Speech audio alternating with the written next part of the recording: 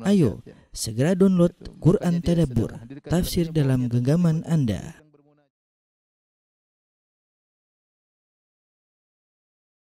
Bismillahirrahmanirrahim. Assalamualaikum warahmatullahi wabarakatuh.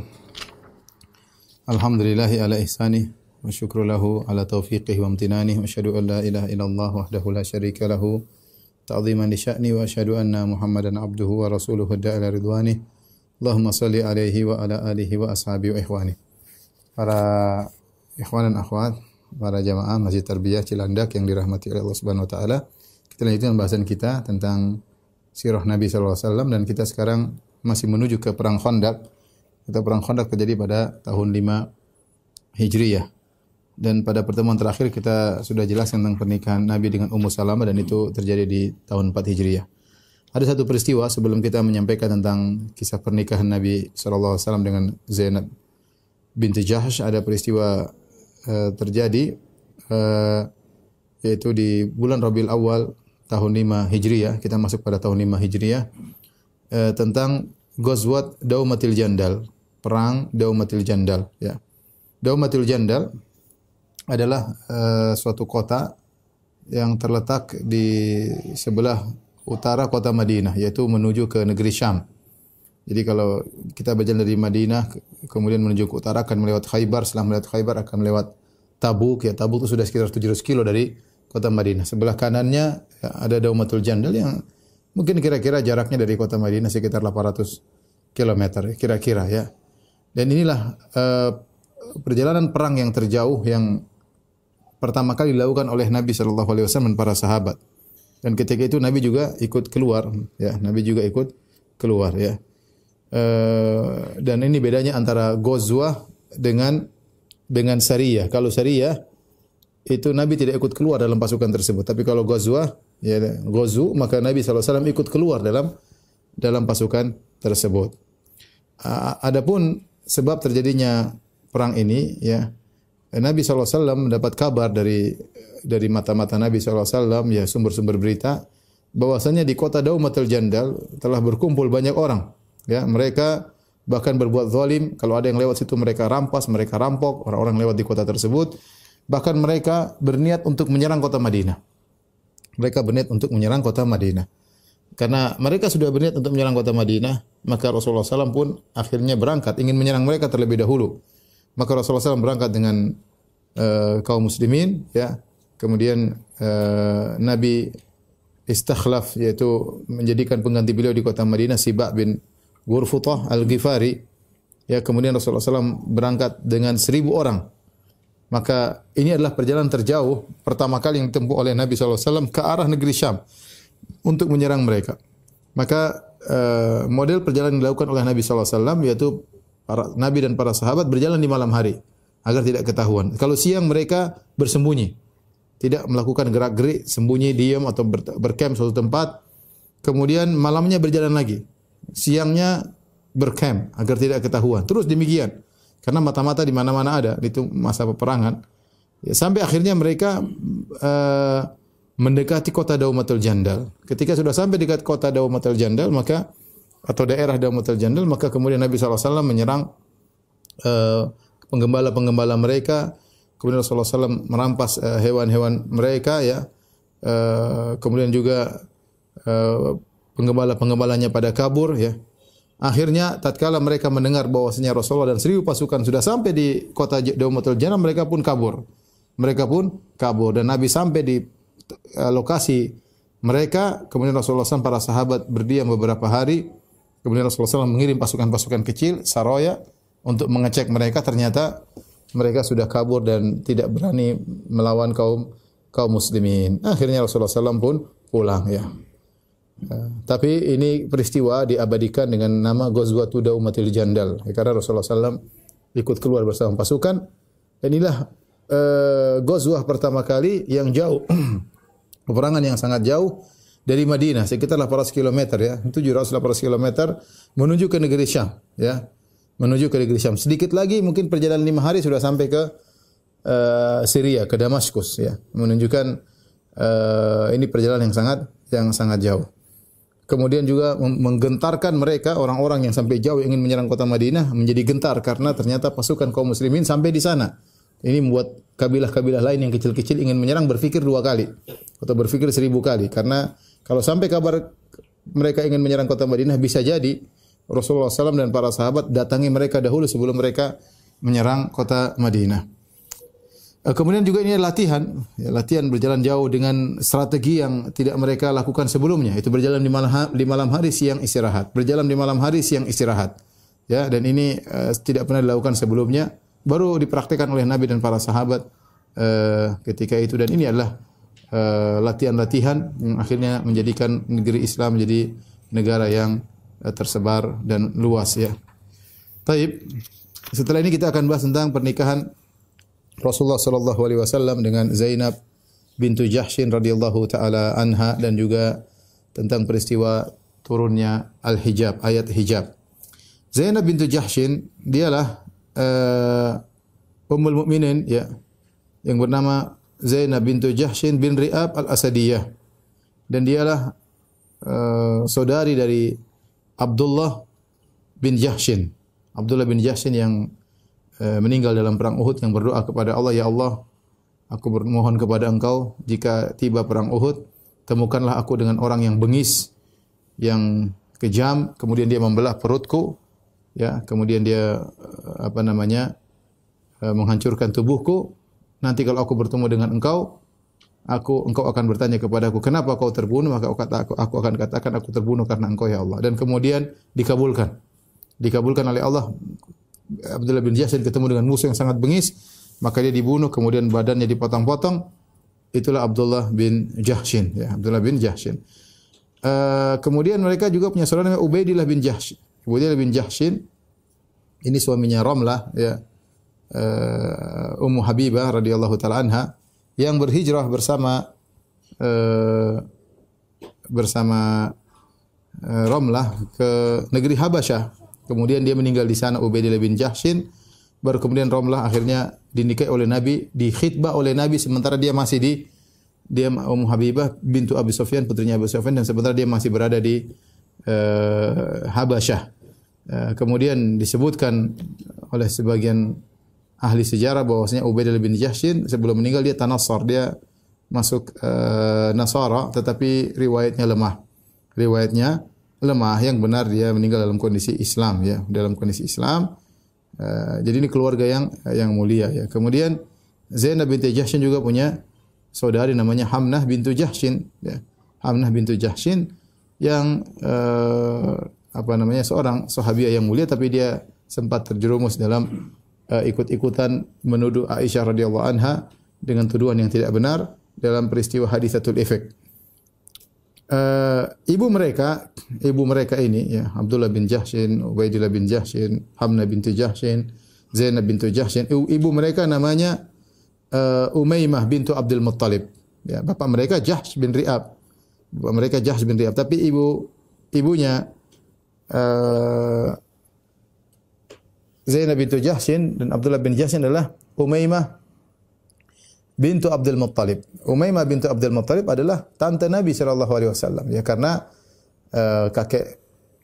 kakeknya Nabi Abdul Muttalib sebagaimana kita tahu, ya. Abdul Muttalib punya 10 orang anak laki-laki dan juga beberapa anak perempuan, di antaranya Umaymah bintu Abdul Muttalib. Dari sini kita tahu bahwasanya Zainab bintu Jahsyin adalah sepupu Nabi sallallahu alaihi wasallam, karena ibunya Umaymah bintu Abdul Muttalib adalah tante Nabi sallallahu alaihi wasallam. Dan Zainab termasuk orang-orang yang pertama awal-awal masuk Islam, kemudian juga berhijrah ke kota Madinah, ya. Bagaimana kisah pernikahan Zainab bintu Jahsyin dengan Nabi sallallahu alaihi wasallam? Para pemirsa yang dirahmati oleh Allah Subhanahu wa taala, sebelum Zainab menikah dengan Nabi sallallahu alaihi wasallam, Zainab bintu Jahsyin menikah dengan maulanya Nabi sallallahu alaihi wasallam. Maula itu adalah budak Nabi yang Nabi bebaskan, Nabi merdekakan. Namanya maula Rasulullah, yaitu disebut maulanya fulan. Maulanya fulan bisa artinya budak, bisa jadi artinya orang yang dibebaskan, ya, oleh dia. Dahulunya budak kemudian dimerdekakan. Kita tahu tentang Zaid bin Harithah. Zaid bin Harithah adalah budak yang dibeli oleh Hakim bin Hizam, kemudian dihadiahkan kepada Khadijah bintu Khuwailid, istrinya Nabi sallallahu alaihi wasallam. Kemudian akhirnya Khadijah menghadiahkan Zaid bin Harithah kepada Nabi sallallahu alaihi wasallam. Zaid bin Harithah bin Syarahbil. Kemudian Nabi sangat sayang kepada Zaid bin Harithah sampai akhirnya Nabi mengangkat dia sebagai seorang anak. Dan Zaid bin Harithah dikenal dengan Zaid bin Muhammad. Orang-orang mengenalnya dengan Zaid bin Muhammad. Apa kata Ibnu Umar radhiyallahu ta'ala anhuma dalam Sahih Bukhari, Sahih Muslim, "Ma kunna nad'u Zaid bin Harithah illa Zaid bin Muhammad." Kami dahulu tidak memanggil Zaid bin Harithah, bapaknya Harithah bin Syurahbil, tapi kami manggil Zaid bin Muhammad. Itu yang tersebar di antara kami. Kami manggil Zaid bin Muhammad. Hatta nazala fil Quran, sampai turun ayat dalam Al-Quran, "Ud'uuhum li abaihim huwa aqsatu indallah." Serulah mereka dengan nama-nama ayah mereka, itu lebih adil di sisi Allah. Maka sejak itu nama diganti kembali menjadi Zaid bin Harithah. Asalnya Zaid bin Muhammad, tapi Allah melarang tabanni, melarang anak angkat anak kemudian nasabnya dinisbahkan kepada bapak angkat, tidak boleh. Maka Allah menyuruh mengembalikan nasabnya kepada bapak aslinya, Zaid bin Harithah. Begitu sayangnya Nabi SAW kepada Zaid bin Harithah, sampai Zaid bin Harithah disebut dengan Hibbu Rasulillah, yaitu yang dicintai oleh Nabi sallallahu alaihi wasallam. Ya, padahal dia seorang budak tapi dimerdekakan. Dan Nabi sangat sayang kepada Zaid bin Harithah. Akhirnya Nabi sallallahu alaihi wasallam berkhitbah kepada Zainab bintu Jahshin untuk Zaid bin Harithah. Nabi mengkhitbah Zainab bintu Jahshin untuk Zaid bin Harithah. Maka ketika datang lamaran Nabi sallallahu alaihi wasallam kepada Zainab bintu Jahshin, ya, Zainab menyangka Nabi melamar dia. Zainab menyangka Nabi melamar dia, ya. Tatkala ternyata Nabi melamar buat Zaid bin Harithah, bukan buat dirinya. Ya. Dan Nabi melamar sepupunya, ya, seorang wanita yang memiliki nasab yang tinggi. Ya, ketika Zainab bintu Jahshin tahu bahwasanya dia dilamar untuk Zaid bin Harithah, maka dia enggan, dia tidak mau. Dia tidak mau. Sebagaimana diriwayatkan Imam At-Tabari dalam tafsirnya dari Ibnu Abbas radhiyallahu anhuma, beliau berkata, "Khataba Rasulullah sallallahu alaihi wasallam Zainab bintu Jahshin li Zaid bin Harithah." Nabi SAW melamar Zainab binti Jahshin untuk Zaid bin Harithah. Fastankafat. Dia enggan untuk menikah dengan Zaid bin Harithah. Wa qalat, dan dia berkata, "Ana khairun minhu hasaban." Bagaimana aku menikah dengan Zaid? Aku lebih tinggi nasabnya, aku lebih tinggi harkat dan martabatku. Dari bibit bobot bebetnya aku lebih tinggi daripada Zaid bin Harithah. Wa kanat imra'atan fiha hiddah. Dan Zainab ini tegas orangnya, perempuan tapi wanita yang tegas. Maka kemudian turunlah firman Allah Subhanahu wa taala menegur Zainab. "Wa ma kana lil mu'minin wala mu'minatin idza qada Allahu wa rasuluhu amran an yakuna lahumul khiyaratu min amrihim. Wa may ya'sillaha wa rasulahu faqad dhalla dhalalan mubina." Tidak pantas bagi seorang lelaki mukmin maupun seorang wanita mukminah jika Allah dan Rasulnya telah memutuskan suatu perkara kemudian mereka masih memiliki pilihan yang lain. Barang siapa bermaksiat kepada Allah dan Rasulnya, maka sungguh dia telah sesat dengan kesesatan yang nyata. Tatkala turun ayat ini, maka Zainab berkata, ya, "Qad raditahu li ya Rasulullah mangkahan." Zainab tanya lagi kepada Nabi, "Ya Rasulullah, kau ridha aku menikah dengan Zaid?" Ini beda derajat. Ya, budak yang bebas, aku merdeka. Ya. Ya, apa namanya? Harkat martabat tinggi, ya. Quraisy dan yang lainnya. Maka dia berkata, "Ya Rasulullah, apa kau ridha aku menikah dengan Zaid?" Qala na'am. Kata Nabi, "Iya." Qalat idzan la a'si Rasulullah. Kalau gitu aku tidak akan bermaksiat kepada Rasulullah sallallahu alaihi wasallam. Qad ankahtuhu nafsi, maka aku menikahkan diriku dengan Zaid bin Harithah. Maka menikahlah Zainab bintu Jahshin dengan Zaid bin Harithah. Jadi dalil bahwasanya Islam menikah tidak mengapa perbedaan harkat dan martabat. Tidak jadi masalah. Darah biru nikah dengan darah merah tidak jadi masalah. Darah biru nikah dengan darah merah tidak jadi masalah. Orang kaya menikah dengan orang miskin tidak jadi masalah. Yang penting sama-sama bertakwa, sama-sama beriman. Yang dilihat adalah agama. Ini poin utama tentunya. Ya, tetapi para ulama menyebutkan tentang masalah kufu. Ya, sekufu buat apa? Agar perjalanan pernikahan bisa berjalan dengan baik. Karena tujuannya di pernikahan adalah mawaddah dan rahmah. Meskipun secara hukum asal boleh antara seorang berbeda harta dan martabat, tapi dilihat apakah mereka mampu menjalankan kehidupan rumah tangga dengan baik, ya. Karena bisa jadi seorang misalnya menikah dengan seorang yang martabatnya terlalu tinggi sementara dia tidak punya apa-apa, akhirnya dia jadi bahan gunjingan keluarga wanita misalnya dan yang lainnya, maka ini juga perlu diperhatikan. Kalau seandainya halangan-halangan ini tidak ada, maka hukum asalnya menikah dengan orang yang berbeda harkat dan martabat selama beriman, maka tidak jadi masalah. Sebagaimana Zaid menikah dengan Zainab bintu Jahsh yang tentu berbeda antara kedudukan Zainab dengan Zaid bin Harithah. Maka menjadilah mereka berdua menjalani kehidupan rumah tangga hampir setahun. Rupanya pernikahan tidak seperti yang diharapkan. Ya. Zaid yashkuha ila Rasulillah. Zaid datang kepada Rasulullah mengeluh tentang istrinya. Dalam riwayat disebutkan innaha kanat tu'dhihi bilisaniha, bahwasanya Zainab kadang menyakiti hati Zaid dengan lisannya. Ya, dan dia merasa tinggi di hadapan Zaid dengan nasabnya dan hasabnya dan kelihatannya tidak bisa dipaksakan kehidupan rumah tangga demikian. Dan ini yang saya katakan tadi, hukum asalnya menikah yang penting sama-sama beriman maka tidak jadi masalah. Tetapi terkadang ada faktor lain yang kita harus perhatikan, ya. Apakah seorang laki yang misalnya terlalu kaya kemudian istrinya miskin, apakah bisa menjalani kehidupan rumah tangga berkaitan dengan keluarga besarnya, itu harus dipandang lagi, dilihat. Tapi kalau seandainya gap-gap itu semua hilang, maka tidak jadi masalah, ya, tidak jadi masalah. Betapa banyak laki miskin menikah dengan wanita kaya kemudian kehidupan bahagia, dan betapa banyak juga sebaliknya laki kaya dengan wanita miskin hidup bahagia. Tetapi kalau dikhawatirkan dengan adanya kita melihat tabiat keluarga besar, tabiat keluarga kita, kemudian tabiat yang kita mau nikahi misalnya ternyata tidak cocok, maka perlu dilihat kufu tadi. Ya. Taib. Dan ini yang terjadi pada Zaid bin Harithah dengan Zainab bintu Jahsh. Pernikahannya boleh, tapi ternyata ketika dijalankan tidak bisa. Ya, tetap saja Zainab bintu Harithah, Zainab bintu Jahsh tidak sekufu dengan Zaid bin Harithah. Akhirnya Zaid bin Harithah mengeluhkan Zainab kepada Nabi sallallahu alaihi wasallam, ya. Anas bin Malik meriwayatkan. Qala jaa Zaid bin Harithah yashku. Zaid bin Harithah datang mengeluh kepada Nabi sallallahu alaihi wasallam. Fahamma bi talaqiha. Maka Zaid bin Harithah ingin menceraikan Zainab bintu Jahsh. Fastamara Nabi sallallahu alaihi wasallam.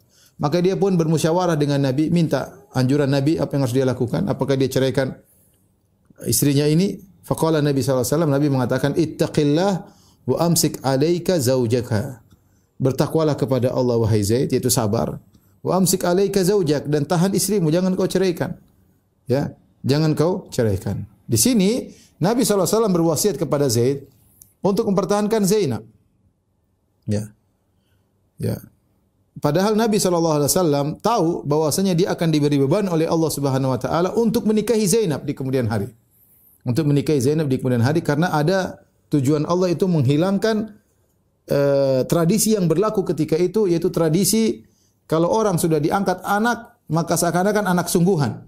Kalau sudah anak-anak sungguhan, tentunya istri dari anak tersebut adalah mantu dan tidak boleh dinikahi. Ya. Tetapi untuk menghilangkan tradisi ini dengan penghilangan secara total, ya namanya anak angkat tidak berlaku itu semua, maka Allah menyuruh Nabi menikah dengan Zainab bintu Jahsh. Yang Zainab adalah mantan, nanti akan diceraikan oleh Zaid bin Harithah. Saya ulangi, ketika terjadi kasus ini di Arab atau di Hijaz, di Madinah tersebar tradisi ini, tradisi bahwasanya mengangkat anak angkat, ya. Bahkan saudara angkat, kadang saudara angkat juga kemudian dianggap sudah anaknya seperti anak sendiri, ya. Padahal bukan mahram, ya. Sama seperti anak angkat. Anak angkat saking dianggap seperti anak beneran sampai kalau anak angkat ini menikah dengan seorang wanita seakan-akan mahram. Maka Allah ingin menghilangkan tradisi ini. Ud'uhum li abaihim, kata Allah, panggillah mereka dengan nama-nama bapak mereka. Ini pertama. Tetapi untuk menghilangkan dari akarnya, maka Nabi SAW disuruh oleh Allah untuk menikah dengan Zainab bintu Jahsh. Nah, ketika Zaid bin Harithah datang mengeluhkan kepada Nabi tentang Zainab, dia tidak bisa cocok dengan Zainab. Nabi tahu bahwasanya dia akan menikahi Zainab, dan Nabi seharusnya mengatakan kepada Zaid bin Harithah, sudah ceraikan aja. Kalau memang tidak bisa berlanjut, ceraikan saja. Karena memang ternyata memang tidak bisa dilanjutkan. Tetapi Nabi SAW enggak enak, malu, apa kata, intinya Rasulullah sulit untuk mengatakan ceraikan saja. Khawatir orang-orang mencela dia, ya. Maka Rasulullah SAW mengatakan, tahan, jangan kau ceraikan. Ittaqillah, ya, ittaqillah. Wa amsik zaujak, alaika zaujak, dan tahan istrimu. Di sinilah Allah kemudian menegur Nabi SAW, ya, dalam surat Al-Ahzab ayat 37 kata Allah Subhanahu wa taala, wa idz taqulu lilladzi an'ama Allahu alaihi, tatkala engkau berkata kepada orang yang Allah berikan nikmat kepadanya, yaitu nikmat Islam, yaitu maksudnya kepada Zaid bin Harithah. Tatkala engkau wahai Muhammad berkata kepada Zaid bin Harithah yang Allah berikan nikmat Islam kepadanya, wa an'amta alaihi, dan kau juga telah memberi nikmat kepadanya berupa kau bebaskan dia, merdekakan dia. Yaitu semuanya dikembali kepada Zaid. Engkau berkata kepada dia, amsik alaika zaujak wattaqillah. Engkau berkata kepada Zaid, tahan istrimu, jangan kau ceraikan, bertakwalah kepada Allah. Wa tukhfi fi nafsika ma Allahu mubdih. Sementara kau menyembunyikan dalam dirimu apa yang Allah akan tampakkan, yaitu kau sudah tahu kau akan menikahi Zainab bintu Jahshin. Wa takhshan nas, dan kau takut kepada orang-orang. Kata para ulama, Nabi takut ya menyampaikan hal tersebut karena melanggar tradisi yang luar biasa, dan tidak enak Nabi mengatakan ceraikan wanita tersebut, ya, Zainab bintu Jahshin. Kata Allah, wallahu ahaqqu an takhshah, dan Allah lebih utama untuk kau takuti. Karena Allah menyuruh Nabi menjalankan syariat. Menjalankan syariat yang ini menyelisih tradisi, dan ini sulit, ya. Oleh karenanya Anas bin Malik radhiyallahu anhu dalam Sahih Bukhari berkata, "Lau kana Rasulullah sallallahu katiman syai'an lakatama hadhil ayah." Kalau Rasulullah sallallahu mau boleh menyembunyikan ayat, dia akan menyembunyikan ayat ini. Karena ayat ini Allah menegur Nabi. Nabi takut kepada manusia, harusnya Allah lebih ditakuti, seharusnya Allah tegur. Kau menyembunyikan sesuatu yang Allah akan tampakkan, ya. Akhirnya dicerailah Zainab bintu Jahshin, ya. Zainab bintu Jahshin.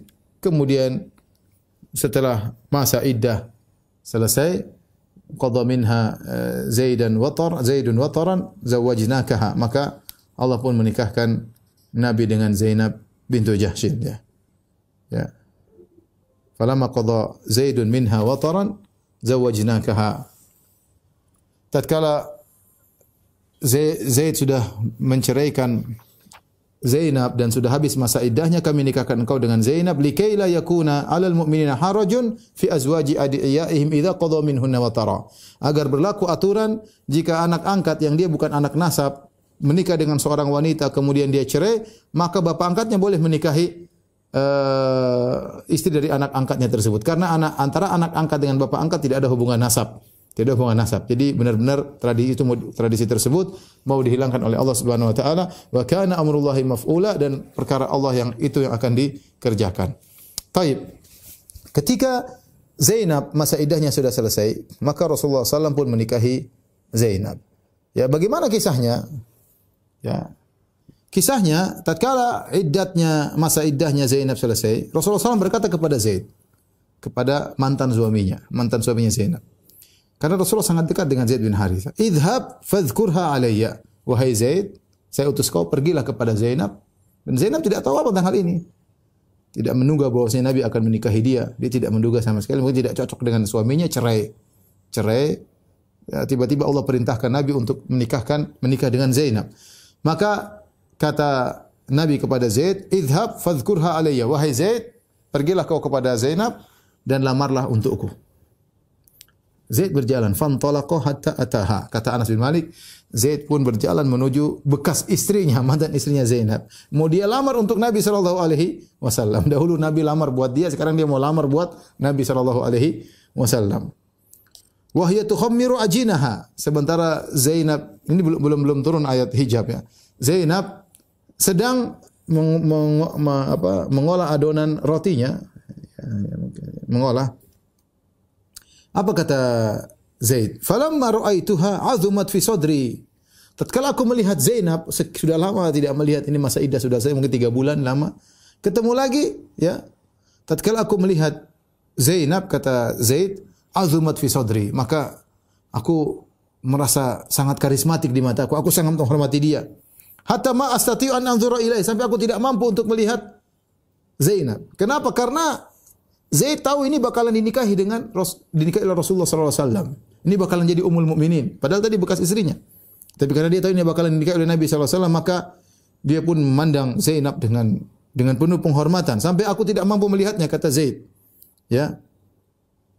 Anna Rasulullah sallallahu dzakara, karena Rasulullah sallallahu sudah melamar dia. Fa wallaituha dhahri wa nakastu ala akhi bihi. Maka aku pun balik badanku. Jadi dia tidak ingin dia berjalan mundur. Ya. Jadi jalan mundur menuju Zainab. Dia tadi begini, dia balik, kemudian jalan mundur menuju Zainab. Karena ingin bicara dengan Zainab. Maka dia berkata, ya Zainab, wahai Zainab, abshiri arsalani Rasulullah sallam yadhkuruki. Bergembiralah wahai Zainab, Rasulullah mengutusku untuk melamarmu, mengkhidbahmu. Apa kata Zainab? Dia lagi bikin adonan roti. Dia berkata, ma ana bisani'atin syai'an hatta u'amira rabbi azza wa jalla. Aku tidak akan beri keputusan sama sekali sampai aku istikharah dulu. Luar biasa. Wanita salehah, ya. Tunggu dulu, saya mau istikharah, kata dia. Faqamat ila masjidiha, maka dia pun pergi ke tempat biasa dia salat di rumahnya, disebut dengan masjid rumah, musalla rumah. Itu tempat yang biasa untuk dijadikan salat, disebut dengan musalla atau masjid rumah. Bukan masjid, tapi tempat yang biasa digunakan untuk salat. Maka dia pun salat, minta petunjuk kepada Allah Subhanahu wa taala. Maka turunlah firman Allah Subhanahu wa taala, "Falamma qada Zaidun minha wataran zawwajnakaha." Tatkala masa iddah dari Zainab sudah selesai dan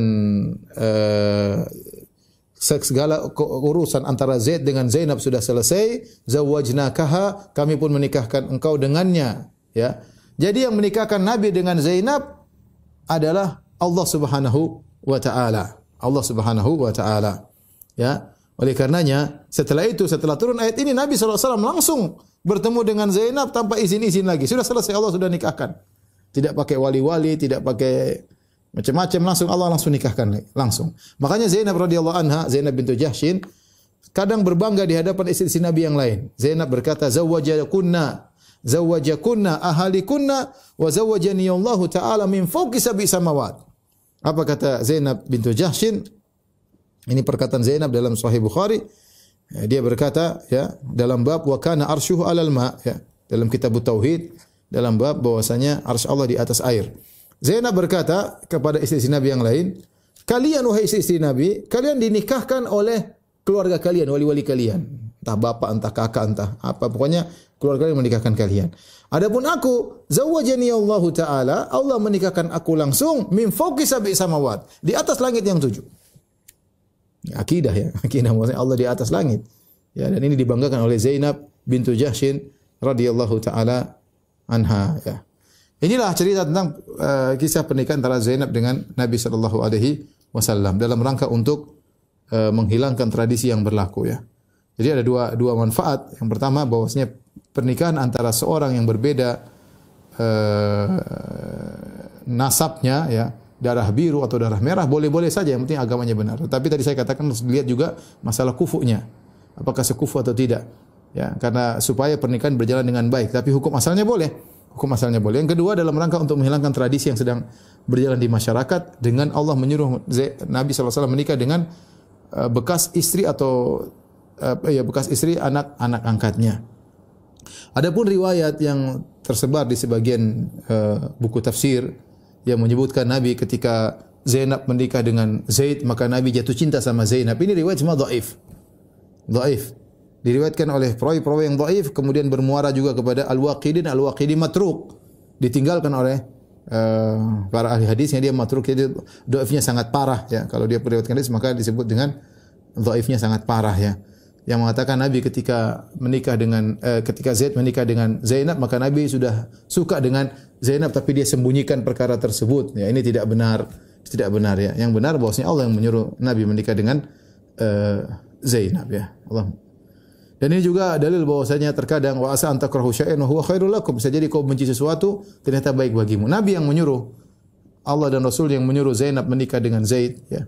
Dia tidak suka tapi karena nurut kepada perintah Allah Subhanahu wa taala, perintah Rasulullah SAW, ternyata di balik itu ada rencana Allah yang terbaik bagi Zainab, yaitu dia akan menjadi ummul mukminin, menikah dengan Rasulullah sallallahu alaihi wasallam. Maka ketika menikah dengan Zainab, Rasulullah SAW bikin walimah.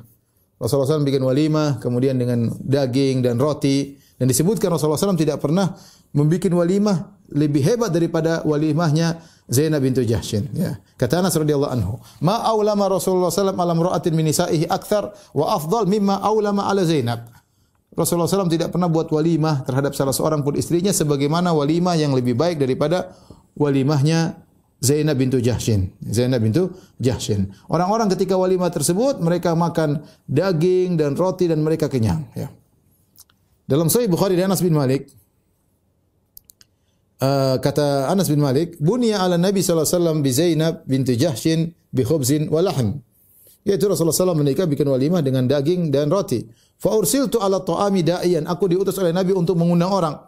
Fa yaji'u qaumun. Ayo yang ketemu orang suruh datang makan. Orang datang suatu kaum mereka makan. Fa ya'kulun wa yakhrujun. Mereka makan, mereka keluar. Tsumma yaji'u qaumun. Datang lagi kaum yang sekelompok orang lagi. Fa ya'kulun wa yakhrujun. Mereka makan, mereka keluar. Fada'autu hatta ma ajidu ahadan adu. Aku panggil semua orang aku temui. Sampai akhirnya aku tidak menemukan seorang pun. Semua sudah diundang makan, luar biasa.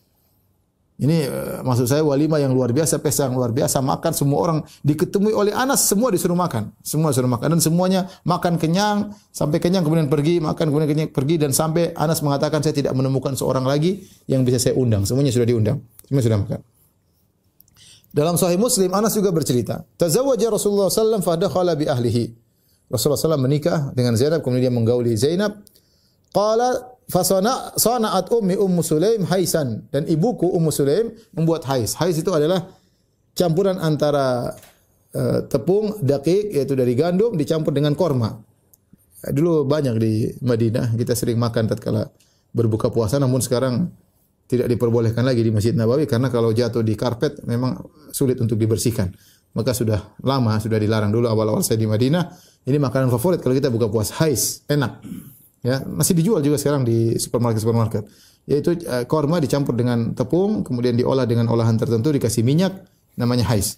Ya, maka Ummu Sulaim memberikan hais, faja'alatu fi taur, dia letakkan di suatu bejana, kemudian dia berkata, wahai Anas, wahai putraku Anas, idhab bihadza ila Rasulillah. Bawa ini hais kepada Nabi sallallahu alaihi wasallam. Katakan kepada Nabi, ini dikirim oleh ibuku dan ibuku kirim salam kepada engkau wahai Rasulullah. Dan katakanlah, inna hadza laka minna qalil ya Rasulullah. Ini cuma pemberian sedikit dari kami wahai Rasulullah. Maka aku pun bawa hais yang sedikit itu untuk hadiah dari Ummu Sulaim untuk acara walimah. Maka aku sampai kepada Nabi, aku berkata, ya Rasulullah, ibuku kirim salam kepada engkau. Dan dia berkata, ini makanan dari kami sedikit wahai Rasulullah. Kata Nabi, dha'hu, letakkan itu bejana atau piring berisi hais. Kemudian Nabi berkata, idhab fad'u li fulan wa fulan wa fulan wa man laqita. Kata Nabi, pergilah kau undang si fulan, si fulan, si fulan, dan siapapun yang kau temui bawa sini. Undang, makan. Wasamari jalan, dia sebut beberapa orang, dan siapa yang kau temui bawa sini. Maka aku pun mengundang orang-orang yang sudah Nabi sebutkan nama-namanya tersebut, dan aku mengundang semua orang yang aku temui. Ternyata tatkala diundang, fakanu zuha'a salasimi'ah. Mereka jumlahnya sekitar 300 orang. Ya, zaman dulu banyak 300 orang. Kemudian Rasulullah berkata, hati taur, wahai Anas, mana tadi piring hais? Piring isi hais buat 300 orang enggak cukup. Qala fadakhalu hatta imta'alat talati suffah wal hujrah. Maka orang-orang pada kumpul 300 orang. Ada yang duduk di suffah. Suffah itu di bagian belakang masjid, bagian latar belakang masjid ya, itu mulhaq, yaitu semacam tambahan bagian belakang masjid, ditinggali orang-orang yang tidak punya tempat tinggal. Tidak punya tempat menginap, maka mereka menginap di tempat satunya suffah bagian belakang masjid. Mereka berkumpul situ dan mereka berkumpul di hujrah Nabi sallallahu alaihi wasallam, di rumah istri Nabi sallallahu alaihi wasallam. Ya, jumlahnya 300 orang, sekitar 300 orang. Kata Nabi sallallahu alaihi wasallam, liyatahallaq asyratun. Hendaknya 10 orang duduk berkelompok 10 orang. Wal ya'kul kullu insanin mimma yalih. Kata Nabi, ingat, makan yang di depannya.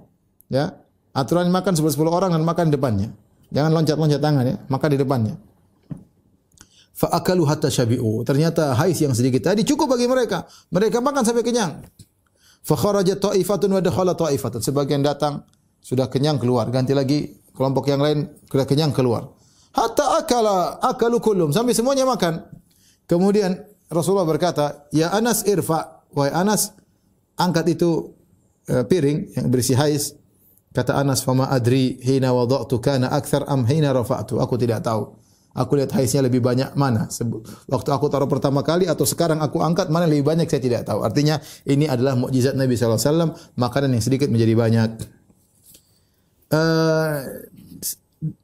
Kemudian terjadi juga peristiwa turunnya ayat yang memerintahkan istri Nabi untuk berhijab.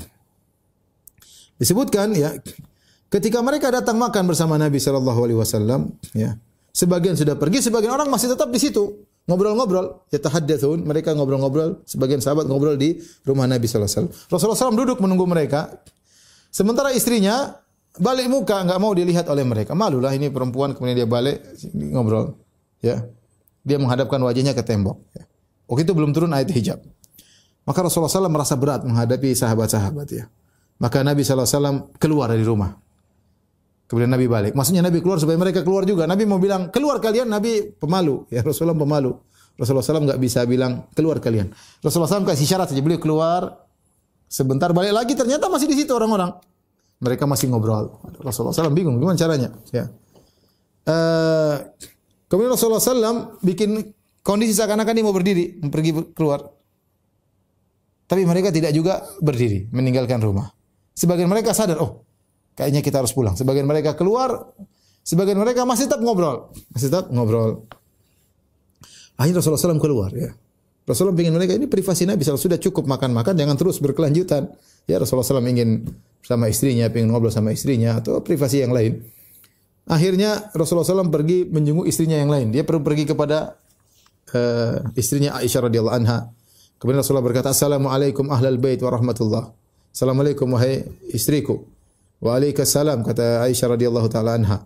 Kaifa wajadta ahlak? Bagaimana kau dapati suamimu? Barakallahu lak. Ya, fataqarra Rasulullah sallallahu alaihi wasallam, maka dia memuji, dia mengatakan semoga Allah berkahi engkau ya Rasulullah. Maka Rasulullah pun gembira ya, karena ternyata Aisyah memuji Nabi sallallahu alaihi wasallam atau mendoakan Nabi sallallahu alaihi wasallam. Kemudian Rasulullah pun pergi ke istri satu-satu. Datangi untuk balik lagi ke rumahnya tadi. Datang satu-satu dan semuanya menjawab dengan jawaban yang sama, ya. Kemudian Rasulullah SAW balik ke rumahnya, yang situ ada Zainab. Ternyata masih ada dua orang di situ ngobrol. Tatkala Rasulullah SAW melihat dua orang itu masih ada, Rasulullah SAW pergi lagi, ya. Rasulullah SAW malu, ya. Ketika dua orang ini melihat Nabi datang lagi, ya, pergi dari rumahnya, ya, maka mereka pun segera pergi. Nabi baru datang, lihat dua orang masih, Nabi pergi lagi, maka mereka pun segera keluar. Akhirnya Anas bin Malik radhiyallahu taala anhu masuk ke dalam rumah bersama Nabi sallallahu alaihi wasallam, karena Anas punya hubungan dekat dengan Nabi, dia khadim Rasulullah sallallahu alaihi wasallam, membantu Rasulullah sallallahu alaihi wasallam. Maka kemudian Rasulullah sallallahu alaihi wasallam pasang sitir antara Anas dengan Zainab, ya, maka turunlah ayat hijab. Ayat hijab tersebut yaitu, ya ayyuhalladzina amanu la tadkhulu buyutan nabi illa an yu'dzana lakum. Wahai orang yang beriman, ya, janganlah kalian masuk ke rumah-rumah Nabi kecuali kalian diizinkan. Ila ta'amin ghairi nadhirin, kalian diizinkan untuk makan di rumah Nabi tanpa harus menunggu masak, ya. Sudah kalau waktunya masak baru makan, jangan sejak datang, sejak dimasak sudah duduk ngobrol dan seterusnya. Walakin idza du'itum fadkhulu, kalau kalian diundang maka datang. Fa idza ta'imtum, kalau kalian selesai makan, fantashiru, pergilah kalian, jangan duduk di situ terus. Wala musta'nisin li hadis, jangan kemudian ngobrol-ngobrol terus, ya. Inna dzalikum kana yu'dhin nabiyya sallallahu alaihi wasallam fayastahyi minkum. Inna dzalikum kana yu'dhin nabiyya fayastahyi minkum. Perbuatan kalian itu setelah makan masih ngobrol-ngobrol mengganggu Nabi sallallahu alaihi wasallam, dan Nabi malu kepada kalian. Wallahu la yastahyi minal haq. Adapun Allah tidak malu untuk menyampaikan kebenaran. Wa idza sa'altumuhunna mata'an. Turun ayat ini. Kalau kalian minta kepada istri Nabi suatu barang, suatu perkara, ada keperluan sama istri Nabi, fas'aluhunna mi wara'i hijab, maka mintalah kepada istri Nabi di balik hijab. Dzalikum atharu liqulubikum wa qulubihin. Dan itu lebih suci bagi hati-hati kalian dan hati-hati istri-istri Nabi sallallahu alaihi wasallam. Dan ini dalil bahwasanya masing-masing orang punya privasi. Kalau kita bertamu harus tahu diri. Ya, kalau tamu kita sudah kelihatan gelisah, berarti dia pingin kita pulang, ya. Jangan husnudzon, enggak, dia masih pingin ngobrol. Waktunya pulang-pulang, ya. Kalau tamunya sudah ngobrol, udah mulai ngantuk, mulai baring begini, kita masih ngobrol terus, ya salah. Sudah saatnya berarti tamu ini ingin istirahat, tuan rumah ingin istirahat. Ya, kemudian kita tidak pulang-pulang, ini tentu kurang adab ya, karena masing-masing orang punya privasi. Kita punya waktu, dia juga punya waktu untuk keluarganya, maka secukupnya kemudian kita minta izin pulang. Ya. Sampai Allah turunkan ayat tentang adab seperti ini. Taib, para pemirsa yang dirahmati Allah Subhanahu Wa Taala. Sebelum turun ayat hijab, Umar bin Khattab radhiyallahu taala anhu adalah salah seorang sahabat yang pingin turun ayat hijab. Makanya disebutkan di antara karomahnya Umar bin Khattab, beberapa idenya disetujui oleh Allah Subhanahu wa taala. Beberapa idenya disetujui oleh Allah. Di antaranya ide tentang turun ayat hijab. Ya. Umar berkata, "Ya Rasulullah, yadkhulu alaikal bar wal fajir." Sebelum turun ayat ini Umar pernah berkata, "Wahai Rasulullah, sungguhnya masuk menemuimu ada orang baik, ada orang buruk. Falau amarta ummahatil mu'minin bil hijab, seandainya istrimu disuruh berhijab, berhijab, ya, maka turunlah ayat hijab ya." Dalam riwayat yang lain disebutkan bahwasanya istri-istri Nabi kunna yakhrujna bil lail idza tabarrazna ila al manasi' wa huwa sa'id afyah. Dahulu istri Nabi sebelum dibuat toilet sekitar rumah, mereka kalau buang hajat, mereka pergi ke manasi, tempat yang agak jauh, yang terbuka, yang agak rendah untuk buang hajat. Ya. Umar berkata kepada Nabi, "Ihjib nisa'ak." Ya Rasulullah, suruh istri-istrimu untuk berhijab. Falam yakun Rasulullah SAW yaf'al, tapi Rasulullah SAW tidak menjalankan karena belum ada perintah dari Allah Subhanahu wa taala. Sampai suatu hari keluarlah Saudah bintu Zam'ah, Saudah istri Nabi sallallahu alaihi wasallam, keluar pengin buang hajat ya. Dan dia seorang wanita yang tinggi. Meskipun di malam hari, maka Umar teriak, "Ala qad arafnaki ya Saudah." Wahai Saudah, saya tahu itu engkau ya. Buat apa Umar mengatakan demikian? Maksudnya agar Nabi menyuruh istrinya berhijab. Artinya Umar tidak ingin istri Nabi lihat orang. Umar tidak ingin istri Nabi SAW dilihat orang. Karena Umar tahu bagaimana kehormatan Rasulullah SAW. Tapi Rasulullah SAW tidak bisa mewajibkan hijab. Karena belum turun ayat hijab. Sampai akhirnya ketika Umar berapa kali mengatakan demikian, turunlah ayat hijab. Demikian juga dalam riwayat yang lain disebutkan suatu hari Rasulullah SAW makan bersama Aisyah, makan hais ya. Di suatu tempat ya. Famarra Umar, maka Umar pun dipanggil oleh Nabi. Umar lagi lewat, maka Nabi ayo makan bareng. Makanlah Umar bersama, ada Nabi, ada Aisyah, ada Umar. Kemudian jari Umar menyentuh jari Aisyah radhiyallahu anha. Maka Umar berkata his, artinya Umar tidak sengaja, dia ingin tidak ingin menyentuh.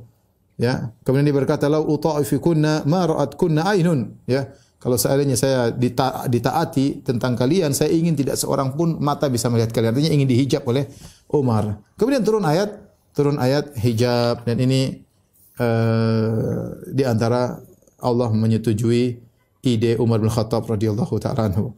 Tapi bagaimana Zainab bintu Jahsy? Zainab bintu Jahsy adalah seorang wanita mulia, seorang wanita yang disayang oleh Nabi sallallahu alaihi wasallam, begitu disayang oleh Nabi sallallahu alaihi wasallam sampai Aisyah radhiyallahu taala anha berkata, "Wa hiya allati kanat tusamini." Dialah istri Nabi yang menyayangiku dalam kasih sayang di sisi Nabi sallallahu alaihi wasallam. Kata Aisyah, "Walam ara imra'atan qad khairan fid din min Zainab." Aku tidak melihat seorang wanita pun yang paling baik dalam masalah agama seperti Zainab. Wa atqalillah, dia wanita yang paling bertakwa kepada Allah. Wa asdaqa haditsan, paling jujur dalam berkata. Wa awsala lirrahim, dia seorang yang paling menyambung silaturahmi. Wa a'dhama shadaqatan, dia orang yang paling dermawan, kata Zainab. Wa ashadda ibtidalan li nafsiha fil amal ladzi tasaddaqa bihi. Dan dia seorang yang sederhana ya, sampai dia tidak memakai benda-benda yang mewah, dia sedekahkan. Dia meskipun dia dalam kesederhanaannya. Ya, hanya satu kekurangannya kata Aisyah radhiyallahu taala anha, ya, ma ada sauratin min haddin kanat fiha tusri'u minha al-fai'ah. Zainab orangnya tegas, gampang, kalau bahasa kita gampang marah tetapi gampang hilang. Gampang marah tapi marahnya tidak lama. Begitu marah sebentar kemudian hilang, ya. Kemudian hilang. Itu aja kekurangannya. Tapi dari sisi ketakwaan, dari kejujuran, silaturahmi, sedekah sangat luar biasa. Suatu hari Nabi SAW pernah berkata kepada istri-istrinya dalam Sahih Muslim. Kata Nabi, "Asra'ukunna lahaqan bi atwalukunna yadan." Orang yang paling pertama menyusulku meninggal nanti setelah aku meninggal adalah yang paling panjang tangannya di antara kalian. Nabi bilang sampai sini kumpul, saya akan meninggal. Dan yang paling cepat menyusul di antara kalian menyusulku adalah yang paling panjang tangannya. Ya. Akhirnya Rasulullah SAW meninggal dunia. Setelah Rasulullah SAW meninggal dunia, para istri-istri Nabi kemudian ukur-ukuran tangan. Ya. Ukuran-ukuran mana di antara tangan mereka yang paling panjang. Kadang mereka taruh tangan mereka di dinding, dan mereka ukur-ukuran. Mereka memandang zahir perkataan Nabi. ternyata Nabi SAW maksudkan yang paling cepat meninggal, yang paling panjang tangannya itu yang paling banyak sedekahnya.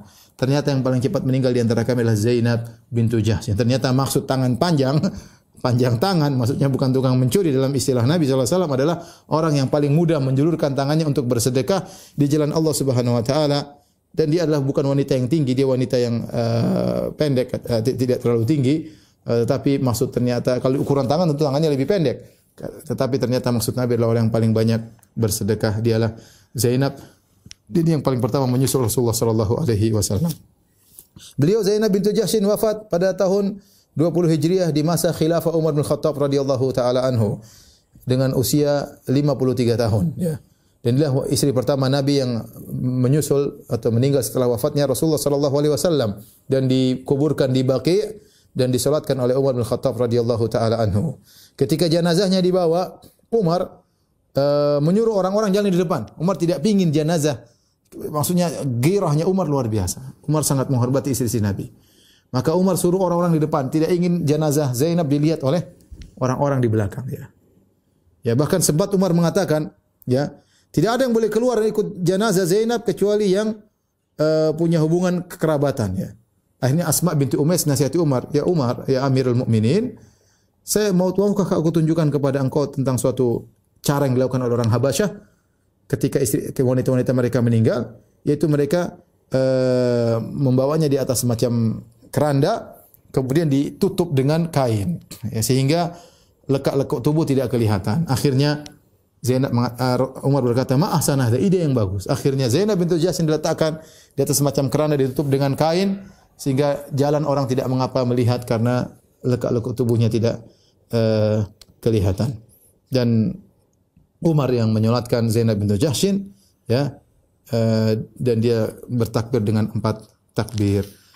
Demikianlah para ikhwan dan akhwat yang dirahmati Allah Subhanahu wa taala, kisah pernikahan Nabi sallallahu alaihi wasallam dengan Zainab bintu Jahsy ummul mukminin radhiyallahu taala anha. Demikian saja, wabillahi taufiq wal hidayah. Assalamualaikum warahmatullahi wabarakatuh.